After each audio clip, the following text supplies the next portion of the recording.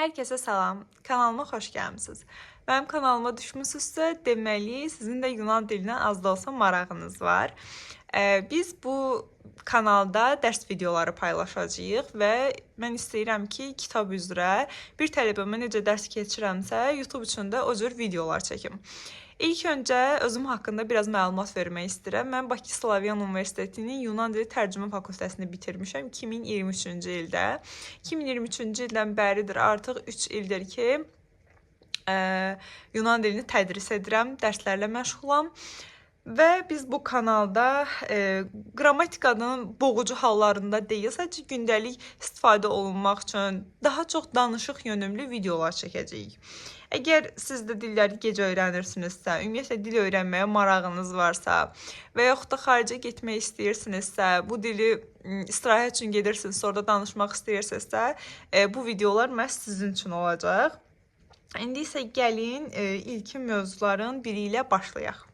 Deməli, əgər biz bir dili öyrəniriksə, deməli, ilk öncə hərflərdən başlamalıyıq. Və mən hərfləri sizə bu cür kompüterdən deyil, yazılı olaraq izah etmək istəyirəm. Gəlin yazılı olaraq biz bu dilin hərflərinin necə səsləndiyini, necə yazıldığını əyani şəkildə öyrənək. Mən bütün tələbələrimə bunu deyirəm. Əgər siz Yunan dilini öyrənəndə, məsəl üçün, marağı olan bir tələbə gedir YouTube'da videolara baxır, görür çox çətindir. İlk öncə hərflərdən başlayır axı. Hərflər ola bilsin, heç bir bazası olmayan bir tələbə üçün əlbəttə ki, çətin olacaq. Ancaq siz hərfləri öyrəndikdən sonra görəcəksiniz ki, o dili necə rahat mənimsəyirsiniz, necə gözəl davam eləyir. Siz bunu özünüzdə aydın şəkildə hiss eləyəcəksiniz. Çünki artıq mən 3 ildir ki, bunu tələbələrdə çox aydın bir şəkildə hiss eləyirəm ki, hərfləri öyrəndikdən sonra tələbə artıq sözləri çox rahat mənimsəyir və çox qısa bir müddətdə qısa da olsa danışmağa başlayır, özünü ifadə etməyə başlayır. Gəlin keçək hərflərin izahına. Deməli biz ilk hərfimizdən başlayaq. İlk hərfimiz alfadır. Deməli mən istədim həm kompüterdən görək, həm də burada yazılı şəkildə izah eləyək. Deməli bizim ilk hərfimiz alfadır. Və biz baxırıq alfanın yazılışına. Böyük alfa normal bildiyimiz Azərbaycan dilindəki A kimi yazılır. Balaca isə riyaziyyatdan da bildiyimiz kimi bu cür yazılır. İkinci hərfimiz səslənişdə A'dır. İkinci hərfimiz Vittadır. V səsi verir və yazılışına gəlin baxaq. Böyük Vitta və balaca Vitta. Yazılışı bu cürdür. Üçüncü hərfimiz Gamma bizə G səsi verir.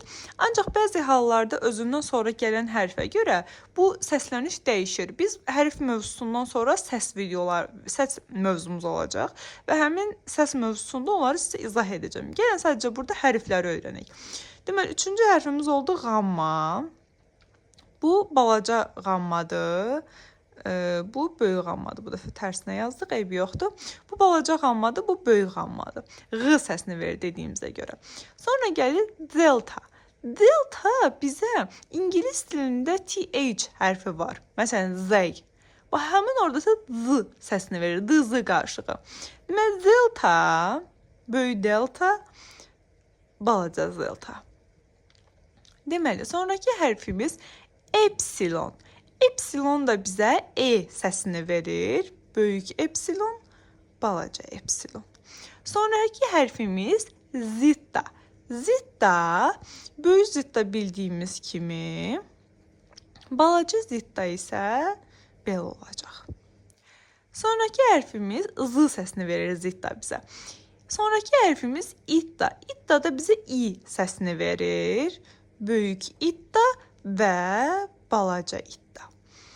Sonraki hərfimiz sita. Bu da bizə S, pəltək S səsini verir. Böyük sita, balaca sita.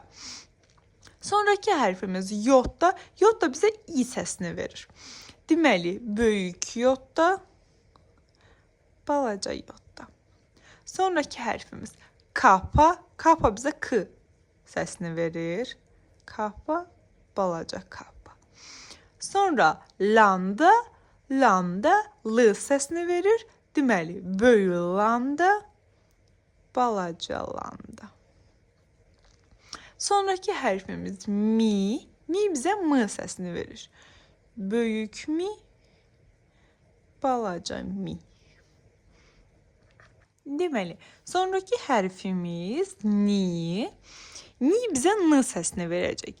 Böyük ni, balaca ni. Sonraki hərfimiz ksi. Ksi bizə kısı səsini verir. Kısı nə ayrılıqda k deyil, nə ayrılıqda s deyil. Birlikdə kısı. Məsəl üçün ksero, kısı. Deməli, böyük kısı, balaca kısı. Düzdürmü? Balacası biraz çətin olsa da bu cür yazılır. Böyük də bu cür 3 xətt.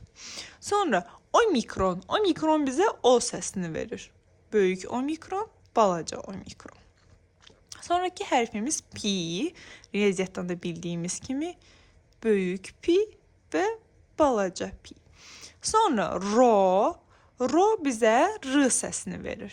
Deməli, böyük ro, balaca ro. Sonra sigma. Sigma bizə s səsini verir.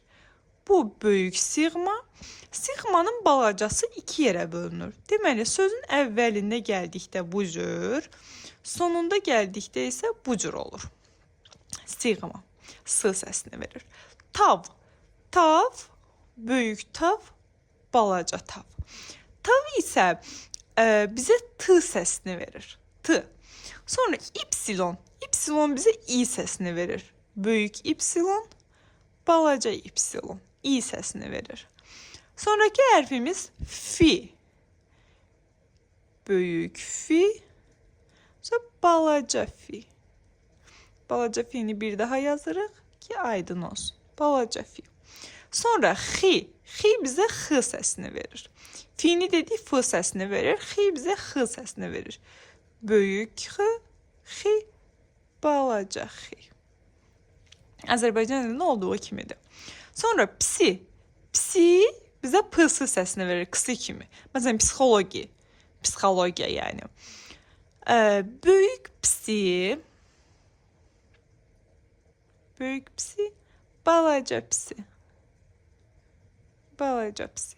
Sonra omega. Omega bizə o səsini verir. Böyük omega, balaca omega. Bu isə bizə o səsini verir. Deməli, bugünkü videomuzdan bu qədər.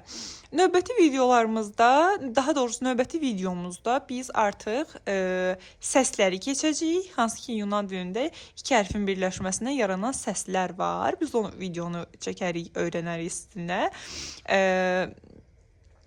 Sonra isə artıq biz hərfləri bitirdikdən sonra cümlələrə, sözlərə, kitab üzrə davam eləyəcəyik.